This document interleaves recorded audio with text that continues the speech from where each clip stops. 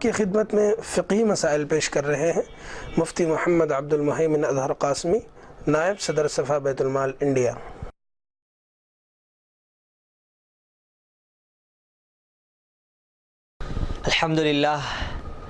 الحمدللہ رب العالمین والصلاة والسلام علی سید المرسلین محمد وآلہ وصحبہ اجمعین، اما بعد فاعوذ باللہ من الشیطان الرجیم، بسم اللہ الرحمن الرحیم۔ ان الدین عند اللہ الاسلام وما اختلف الذین اوتوا الکتاب الا من بعد ما جاءتهم البینات بغیا بینہم، وقال تعالی ومن یبتغی غیر الاسلام دینا فلن يقبل منه، صدق اللہ العظیم۔ بزرگان محترم، اسلام ایک کامل و مکمل دین ہے اور ایک مکمل ضابطۂ حیات ہے۔ اللہ رب العزت نے نبی رحمت حضرت محمد الرسول اللہ صلی اللہ علیہ وسلم کے ذریعے جو تعلیمات انسانیت تک پہنچائی ہیں وہ زندگی کے تمام شعبہ جات کا احاطہ کیے ہوئے ہیں۔ ان تعلیمات کا اگر بغور جائزہ لیا جائے اور ان تعلیمات پر اگر گہری نگاہ اور گہری نظر ڈالی جائے تو بڑی آسانی کے ساتھ ان تعلیمات کا مطالعہ کرنے والا، ان کا جائزہ لینے والا، ان کو سیکھنے اور سکھانے اور سمجھانے والا یہ سمجھ سکتا ہے کہ یہ تعلیمات زندگی کے کسی مخصوص شعبے کے لیے نہیں بلکہ انسان کی پیدائش سے لے کے موت تک، اس کی گھریلو زندگی سے لے کر معاشرتی اور تمدنی زندگی تک تمام شعبوں کا اس دین میں احاطہ کیا گیا ہے۔ اسلام کے مقابلے میں اگر آپ دیگر مذاہب کا مطالعہ کریں تو بڑی آسانی کے ساتھ آپ یہ سمجھ سکتے ہیں کہ دیگر مذاہب میں اور اسلام میں فرق یہ ہے کہ دیگر مذاہب میں مذہب نام ہے روح کی تسکین کا، مذہب نام ہے مخصوص قسم کے عبادتوں کا۔ ان کا مذہب انہیں عبادت کے سلسلے میں، ان کا مذہب انہیں خاص طور و طریق کے سلسلے میں تعلیم دیتا ہے اور ان کی زندگی کے دیگر شعبہ جات کے سلسلے میں ان کا مذہب بالکل خاموش ہے۔ لیکن اس کے برخلاف اسلام کا اگر آپ جائزہ لیں اور اسلام کی تعلیمات کو آپ بغور دیکھیں تو بڑی آسانی کے ساتھ آپ یہ سمجھ سکتے ہیں کہ اسلام زندگی کے کسی مخصوص حصے یا مخصوص افراد کے لیے نازل نہیں کیا گیا بلکہ دنیا کے ہر فرد کے لیے اور اس کی زندگی میں پیش آنے والے ہر حالت کے لیے اسلام نے اسے تعلیم دی ہے اور اس کی رہنمائی اور اس کی رہبری کی ہے۔ لیکن بڑے افسوس کی بات ہے کہ عالمی طور پر اس بات کا پروپیگنڈا کیا گیا کہ مذہب انسان کی ایک پرسنل چیز ہے اور زندگی کے عمومی حالات سے مذہب کا کوئی تعلق نہیں ہے۔ یورپ نے اس چیز کو لوگوں کے ذہنوں میں بٹھایا کہ مذہب روح کی تسکین کا ایک ذریعہ ہے، مذہب میں حق و باطل نام کی کوئی چیز نہیں ہے بلکہ مذہب حقیقت سے دور ایک وہمی اور خیالی چیز ہے اور اس کا مقصد صرف اپنی روح کو تسکین دینا ہے۔ جس آدمی کو جس چیز کے ذریعے روح کو سکون ملتا ہو وہ اس چیز کو اپنا لے، وہ اس کے لیے مذہب کا کام کہلائے گا۔ جس طریقے سے انسان کو بھوک لگتی ہے اور وہ اپنے بھوک کو مٹانے کے لیے مختلف قسم کی غذائیں استعمال کرتا ہے اور کسی غذا کے سلسلے میں یہ نہیں کہا جا سکتا ہے کہ یہ غذا حق ہے، یہ غذا باطل ہے، یہ غذا فلاں ہے۔ جو غذا انسان کے لیے پیٹ بھرنے کا کام دیتی ہے انسان اس غذا کو استعمال کرتا ہے اور اس کے خلاف کسی دوسری غذا کے سلسلے میں اس کا یہ تصور نہیں ہوتا کہ یہ غذا بننے کے لائق نہیں ہے۔ ایسے ہی یورپ نے انسانیت کے ذہنوں میں یہ بات بٹھا دی کہ مذہب نام ہے صرف اور صرف روح کی تسکین کا، اس میں حق و باطل کا کوئی امتیاز نہیں ہے کہ کوئی مذہب حق ہوگا اور دوسرا اس کے مقابلے میں باطل ہوگا، بلکہ جس آدمی کی مناسبت سے جو چیز اس کی روح کی تسکین کا کام کرے وہی اس کے لیے مذہب کہلائے گا۔ یہیں سے دہریت نے اپنی جگہ بنا لی اور دہریت نے اس چیز کو اس نظریے کو انسانیت کے سامنے پیش کیا کہ اگر کوئی انسان کسی مذہب کو نہیں اپناتا اور اس کی روح کی تسکین کا سامان اسے کسی مذہب میں نظر نہیں آتا، کسی کھیل تماشے کو وہ اپنی روح کی تسکین کا ذریعہ بناتا ہے تو وہ چیز اس کے لیے درست ہوگی۔ بزرگان محترم، جب اس نظریے کو یورپ نے انسانیت کے دماغ میں بٹھایا اور انہوں نے مذہب کو صرف روح کی حد تک خاص کر دیا اور انہوں نے مذہب کی تعریف کچھ اس انداز میں کر دی کہ مذہب نام ہے مخصوص قسم کی عبادتوں کے ذریعے اپنی روح کو تسکین پہنچانے کا، اور باقی زندگی کے تمام شعبوں کو انہوں نے مذہب سے کاٹ دیا۔ جب یہ نظریہ یورپ نے انسانیت کے ذہنوں میں بٹھایا اور یورپ کے نظریے سے متاثر ہو کر مسلمانوں نے بھی یہ سمجھنا شروع کر لیا کہ مذہب نام ہے نماز اور روزے کا، مذہب نام ہے زکوٰۃ کے ادا کرنے کا، مذہب نام ہے حج بیت اللہ کا، مذہب نام ہے مختلف قسم کی مخصوص عبادتوں کا۔ بقیہ زندگی کے جتنے شعبے ہیں وہ ہمارے دنیاوی شعبے ہیں، وہ ہماری دنیاوی آزادی ہے، اس سلسلے میں مذہب کا ان سے کوئی تعلق نہیں ہے۔ چنانچہ لوگوں نے دین اور دنیا کا ایک عجیب قسم کا امتیاز اپنے اندر پیدا کر لیا۔ انہوں نے دین کو دنیا کا مقابل قرار دے دیا، دنیا کے مقابلے میں وہ دین سمجھنے لگے اور ان کے ذہنوں میں یہ تصور بیٹھ گیا کہ دین ایک الگ چیز ہے اور دنیا بالکل الگ چیز ہے۔ حقیقت یہ ہے کہ دین نام ہے اپنی دنیا کو رب ذوالجلال کی تعلیمات کے مطابق آراستہ کرنے کا، کہ جو آدمی اپنی دنیاوی زندگی کے اندر اللہ رب العزت کے بتائے ہوئے طریقے کے مطابق عمل کرتا ہے اور اللہ رب العزت کے بیان کردہ احکامات کے مطابق اپنے آپ کو اس پر گامزن کرتا ہے، وہی شخص دیندار کہلاتا ہے۔ ہر شخص دیندار ہو سکتا ہے۔ چنانچہ جب دینداری اور دنیا داری کا مفہوم لوگوں نے اپنے اندر تبدیل کر دیا اور لوگوں نے اپنے ذہنوں میں یہ چیز بٹھا لی کہ مذہب نام ہے مخصوص قسم کی عبادتوں کا، تو اس کا سب سے بڑا نقصان یہ ہوا کہ لوگوں کے ذہنوں سے دین کا ایک بڑا حصہ دین ہونے کی بنیاد سے خارج ہو گیا۔ لوگ ان چیزوں کو دین ہی دین کا تصور کرنے سے وہ اس سلسلے میں عاری ہو گئے۔ چنانچہ بڑی آسانی کے ساتھ یورپ نے ان تمام چیزوں کے سلسلے میں اپنے خیالات اور اپنے نظریات کو انسانیت کے سامنے پیش کیا، اور جب لوگوں نے اس سلسلے میں یہ تصور کیا کہ یہ کوئی مذہبی چیز نہیں ہے بلکہ یہ ہمارا دنیاوی معاملہ ہے، بڑی آسانی کے ساتھ انہوں نے ان تمام شعبے جات میں جن میں اسلام کی نہایت صریح اور واضح تعلیمات موجود تھی، اسلامی تعلیمات کو چھوڑ کر یورپ کی تقلید وہ کرنے لگ گئے اور یورپ کی چیزوں کو انہوں نے اپنانا شروع کر دیا۔ آج ہم اپنے حالات کا جائزہ لیں، بہت سی وہ چیزیں جن کے سلسلے میں اسلام ہمیں بڑی پیاری تعلیمات دیتا ہے اور بڑے پیارے طور و طریق ہمیں سکھلاتا ہے، لیکن ہم محض اس غلط فہمی کی بنیاد پر کہ ان کا دین سے کوئی تعلق نہیں ہے اور یہ ہماری دنیاوی چیزیں ہیں، ہم ان اسلامی تعلیمات کو چھوڑ کر غیروں کے طریقوں کو اپنانے لگے ہیں اور ہم نے ان چیزوں کو اپنے لیے بھلا اور بڑا اچھا سمجھ رکھا ہے۔ بڑی چیزوں کے سلسلے میں آپ غور کر لیں اور جائزہ لیں کہ اسلام کی تعلیمات اس سلسلے میں کیا ہیں اور اس سلسلے میں ہمارا اپنا کردار اور اس سلسلے میں ہمارا اپنا عمل کیا ہے۔ لباس کے سلسلے میں آپ دیکھیے، نبی رحمت حضرت محمد رسول اللہ صلی اللہ علیہ وسلم نے لباس کے سلسلے میں کیسی پیاری تعلیمات انسانیت کو دی تھی، اس کے کیسے حدود انسانیت کے سامنے بتائے تھے اور بیان کیے تھے کہ لباس کے یہ طریقہ ہونا چاہیے اور لباس کے یہ حدود ہیں، اس میں جائز اور ناجائز کی تحدید کی گئی تھی۔ لیکن جب لوگوں نے لباس کے سلسلے میں یہ تصور اپنے ذہنوں میں بٹھا لیا کہ اس کا دین اور مذہب سے کوئی تعلق نہیں ہے، یہ ہماری ایک ذاتی اور پرسنل معاملہ ہے، لوگوں نے اس سلسلے میں اسلامی تعلیمات کو چھوڑ کر یورپ کے طور و طریق کو اپنانا شروع کیا۔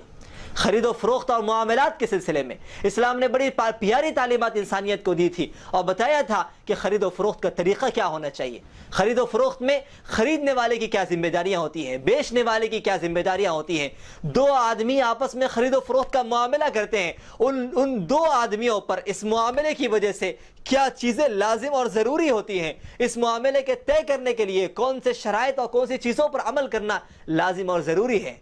آپس میں لوگ شرکت کا کاروبار کرتے ہیں، آپس میں پارٹنرشپ کا کاروبار کرتے ہیں۔ اسلام نے اس سلسلے میں تعلیم دی تھی کہ پارٹنرشپ کے کیا اصول ہیں، کس طریقے سے انسان کو پارٹنرشپ کرنے کی اجازت ہے، اس کے کیا طور و طریق ہیں، اس کی کون کون سی صورتیں جائز ہیں اور اس کی کون کون سی صورتیں ناجائز ہیں۔ لیکن جب ہم نے اس سلسلے میں اپنے ذہنوں میں یہ بات بٹھا لی کہ دین کا ان چیزوں سے کوئی تعلق نہیں ہے، یہ ہمارا اپنا ذاتی معاملہ ہے، چنانچہ ہم نے اس سلسلے میں دینی تعلیمات کو پس پش ڈال کر جو طریقے اور جو صورتیں انسانیت کے سامنے دنیاوی طور پر رائج تھی، ہم نے ان طریقوں کو بڑی آسانی کے ساتھ تسلیم کر لیا، اور کبھی اس سلسلے میں یہ سوچنے کی زحمت ہم نے گوارا نہیں کی کہ آیا میرے استعمال کردہ اور میرے منتخب کردہ طریقے اللہ رب العزت کی نظر میں اور شریعت کی نظر میں درست بھی ہے کہ نہیں ہے۔ وراثت کے سلسلے میں شریعت نے کیسا پیارا نظام انسانیت کے سامنے بیان کیا تھا، لیکن ہم نے اس کو اپنا ذاتی اور پرسنل معاملہ سمجھ لیا۔ چنانچہ وراثت کی تقسیم کا جب مسئلہ آتا ہے، آدمی طاقت و قوت کے بلبوتے پر اس کی تقسیم کرنے لگتا ہے۔ لوگ مختلف قسم کے انداز میں اس کی تقسیم کرنے لگتے ہیں، اور کبھی ان کے ذہنوں میں یہ بات کھٹکتی نہیں ہے کہ قرآن مجید نے وراثت کے سلسلے میں بڑی واضح تعلیمات انسانیت کے سامنے بیان کی ہیں، اور انسانیت کو سکھلایا ہے کہ وراثت کس انداز میں اور کس طریقے سے سمجھی جائے گی، اور کس طریقے سے ان کے درمیان وراثت کی تقسیم کا مسئلہ حل ہوگا۔ تو بزرگان محترم، یہ دو چار نہیں بلکہ اس طرح کے کئی مثالیں میں آپ کے سامنے پیش کرتا ہوں کہ جس میں ہم نے اپنے آپ کو دین سے محض اس لیے دور کر دیا کہ ہم اپنے دماغوں میں یہ بات بٹھا لی کہ یہ چیزیں ہمارے ذاتی اور ہماری پرسنل چیزیں ہیں، دین کا اور مذہب کا ان چیزوں سے کوئی تعلق نہیں ہے۔ نکاح کے مسئلے کو آپ لے لیجیے، نکاح کی کیسی پیاری تعلیمات نبی رحمت حضرت محمد رسول اللہ صلی اللہ علیہ وسلم نے انسانیت کے سامنے پیش کی تھی، اور صحابہ کرام رضوان اللہ علیہم اجمعین کے معاشرے کی حضور اکرم صلی اللہ علیہ وسلم نے تربیت کر کے، ان کے درمیان نکاح کو رائج کر کے، ان کے درمیان نکاح کے محافل کو منعقد کر کے، اور ان محافل کی خود سرپرستی کر کے ان محافل کے طریقوں کو عملی طور پر انسانیت کے سامنے پیش کیا تھا، اور بتایا تھا کہ اسلامی طور پر نکاح کا کیا طریقہ ہونا چاہیے۔ اسلامی طور پر جب میاں اور بیوی آپس میں نکاح کے بندھن میں بندھ جاتے ہیں تو اس کا شرعی اور دینی طریقہ کیا ہوتا ہے، اس میں کن چیزوں کو لازم اور ضروری رکھا گیا، اور کن چیزوں کو ضروری قرار دیا گیا، اور کن چیزوں کو بعید از عقل قرار دیا گیا، اور جو ہے کن چیزوں سے رکنے کی ممانعت کی گئی۔ حضور اکرم صلی اللہ علیہ وسلم نے نکاح کی مجلسوں میں اسراف سے منع فرمایا۔ حضور اکرم صلی اللہ علیہ وسلم نے نکاح کی مجلسوں میں مختلف قسم کی ایسی چیزوں سے منع فرمایا جن چیزوں کو آج ہم نے بڑی آسانی کے ساتھ اپنا لیا ہے، اور بڑے فخر کے ساتھ آج ہم ان چیزوں پر عمل کرتے ہیں۔ وجہ اس کی صرف اور صرف یہ ہے کہ نکاح کے سلسلے میں ہم نے یہ بات ذہن سے نکال دی کہ نکاح خالص ایک دینی معاملہ ہے، خالص ایک مذہبی چیز ہے، لیکن جب سے ہم نے اس کو مذہبی چیز سمجھنا چھوڑ دیا ہے، اور جب سے ہمارے ذہنوں سے یہ بات خارج ہو گئی ہے کہ نکاح کے سلسلے میں اسلام ہمیں کیا تعلیم دیتا ہے، ہم نے نکاح کو غیروں کے طریقوں پر منعقد کرنا شروع کر دیا، اور نکاح کے اندر اسلامی تعلیمات کو ہم نے پسے پش ڈال دیا۔ بزرگان محترم، ضرورت اس بات کی ہے کہ ان چیزوں کے سلسلے میں ہم اپنے اندر شعور پیدا کرنے کی کوشش کریں، سوچے سمجھے طور پر پورے بین الاقوامی سطح پر یہ سازش رچی گئی اور یہ چیز انسانیت کے ذہنوں میں بٹھائی گئی کہ مذہب کا ان تمام چیزوں سے کوئی تعلق نہیں ہے۔ مذہب بس ایک روح کو تسکین دینے کا ایک ذریعہ ہے، حقیقت سے مذہب کا کوئی لینا دینا نہیں ہے، حقیقت ایک الگ چیز ہے، اور دنیا میں ہونے والے کام ایک الگ چیز ہے، اور مذہب ان تمام چیزوں سے ہٹ کر ایک دوسرا معاملہ ہے۔ لیکن بزرگان محترم، یہ معاملہ ہو سکتا ہے کہ دیگر مذاہب کا ہو، اسلام نے اپنے ماننے والوں کو مذہب کے صرف روح کی تسکین کے طور پر نہیں دیا، بلکہ پورا لائحہ عمل اسلام نے اپنے ماننے والوں کو دیا ہے۔ اس میں اسلام نے ہر طرح کے طریقے انسانیت کو سکھائے ہیں۔ اس میں بیت الخلا کو جانے سے لے کر، طہارت حاصل کرنے سے لے کر، نماز روزے سے لے کر، دنیا میں پیش آنے والے ہر معاملے کو انسانیت کے سامنے واضح کر کے بتایا گیا ہے کہ تمہیں ان تمام معاملات کو اس طریقے سے انجام دینا ہوگا۔ چنانچہ آپ شریعت کے مختلف ابواب کا جائزہ لیں، اس میں ایک طرف عبادتوں کا طریقہ سکھایا گیا تو دوسری طرف انسانوں کے درمیان معاملت کرنے کا طریقہ سکھایا گیا، اور تیسری طرف انسانوں کی آپسی معاشرت کے سلسلے میں واضح انداز میں تعلیم دی گئی کہ دیکھو، جب تم آپس میں لوگوں کے ساتھ مل جل کر رہا کرو تو تمہارا سابقہ مختلف قسم کے لوگوں سے پڑے گا، جب تمہارا سابقہ ان لوگوں سے پڑے تو تمہارے ان پر کیا حقوق ہوں گے اور ان کے تم پر کیا حقوق ہوں گے، جن حقوق کی ادائیگی کے ذریعے ایک صالح معاشرہ تمہارے درمیان تشکیل پائے گا، جس معاشرے کے اندر سکون اور راحت ہوگی، جس معاشرے کے ذریعے رب ذوالجلال راضی ہوں گے، اور جس معاشرے کے ذریعے تم آپسی تعلقات کے بگاڑ کو بڑی آسانی کے ساتھ دور کر سکو گے۔ چنانچہ معاشرتی طور پر ایک دوسرے کے حقوق بیان کیے گئے اور بتایا گیا کہ ایک مسلمان ہونے کی حیثیت سے دوسرے مسلمان پر اس کے کیا حق ہے، ایک پڑوسی ہونے کی حیثیت سے دوسرے پڑوسی پر اس کے کیا حق ہے، ایک شوہر ہونے کی حیثیت سے بیوی پر اس کا کیا حق ہے، اور ایک بیوی ہونے کی حیثیت سے شوہر کے کیا حقوق اس پر لازم ہوتے ہیں۔ ایک بیٹا ہونے کی حیثیت سے باپ کے کون سے حقوق اس پر لازم ہوتے ہیں اور باپ ہونے کی حیثیت سے بیٹے کے کون سے حقوق اس پر لازم اور ضروری ہیں، رشتہ دار ہونے کی حیثیت سے کون سے حقوق ادا کرنا اس کے لیے لازم ہے، اور مختلف قسم کے روابط کی بنیاد پر، مختلف قسم کے معاہدات کی بنیاد پر آپس میں ان کے کیا حقوق ہوں گے اور کس طریقے سے انہیں آپس میں ایک دوسرے کے ساتھ پیش آنا ہوگا۔ یہ وہ چیزیں ہیں جس کے سلسلے میں اسلام نے ہمیں تعلیمات دی ہیں اور اسلام نے اس سلسلے میں ہمیں بڑی واضح ہدایتیں دی ہیں۔ لیکن بزرگان محترم، یہ ہماری کج فہمی ہے اور یہ ہماری غلط فہمی ہے کہ ہم نے مذہب کو ان تمام چیزوں سے کاٹ کر صرف عبادتوں کی حد تک خاص کر لیا، اور عبادتوں کے سلسلے میں ہمارے ذہنوں میں یہ تصور پیدا ہونے لگا اور یہ تصور پروان چڑھنے لگا کہ عبادتوں کا جب مسئلہ آئے گا ہم مذہب سے رجوع ہوں گے، مذہب کو کے جاننے والوں سے رجوع ہوں گے، مذہب کے کا علم رکھنے والوں سے رجوع ہوں گے، لیکن عبادتوں سے ہٹ کر جتنی چیزیں اس دنیا میں پیش آئیں گی اس سلسلے میں ہمیں کسی کی رہنمائی کی کوئی ضرورت نہیں ہے۔ اس سلسلے میں جو ہمارا من چاہے گا، جو ہم رائج اس دنیا میں پائیں گے اسی کو ہم اختیار کر لیں گے، اور اس سلسلے میں ہمیں کسی قسم کا کوئی تردد، کسی قسم کا کوئی تعامل اور کسی قسم کی کوئی الجھن نہیں پیدا ہوگی۔ چنانچہ جب یہ چیز انسانیت کے ذہنوں میں بیٹھ گئی اور لوگوں نے اس چیز کو ایک دوسرے کے لوگوں نے اس چیز کو عام کر دیا کہ مذہب کا حقیقت سے کوئی تعلق نہیں ہے، وہ ایک نظریاتی چیز ہے، اور جب ایک نظریاتی چیز ہے تو روح کی تسکین کا ایک ذریعہ ہے، جو آدمی جس چیز کے ذریعے اپنی روح کو تسکین دے سکتا ہے وہ اس کے ذریعے اپنے روح کو تسکین دے لے، اس میں حق و باطل کا کوئی فرق نہیں ہے۔ چنانچہ لوگوں نے ایک عجیب قسم کا نظریہ اپنے اندر پیدا کر لیا کہ ہر مذہب درست ہے اور ہر مذہب حق ہے۔ دنیا میں جتنے مذاہب ہیں کوئی صحیح یا کوئی غلط نہیں ہے، بلکہ کسی کو کسی کے ذریعے تسکین روح کا سامان حاصل ہوتا ہے وہ اس کو اپناتا ہے، اس کے لیے وہ حق ہے۔ دوسرے کو دوسرے مذہب میں سکون ملتا ہے وہ اسے اپناتا ہے، وہ اس کے لیے حق ہے۔ تیسرے کو کسی اور مذہب میں سکون ملتا ہے وہ اسے اپناتا ہے، وہ اس کے لیے حق ہے۔ چنانچہ مسلمانوں نے اس نظریے سے متاثر ہو کر یہ کہنا شروع کر دیا کہ دنیا کے ہر مذہب درست ہے اور کوئی مذہب حق یا باطل نہیں ہے، حالانکہ قرآن مجید صاف طور پر یہ اعلان کرتا ہے کہ ان الدین عند اللہ الاسلام، کہ دین اللہ کے نزدیک صرف اور صرف اسلام ہے۔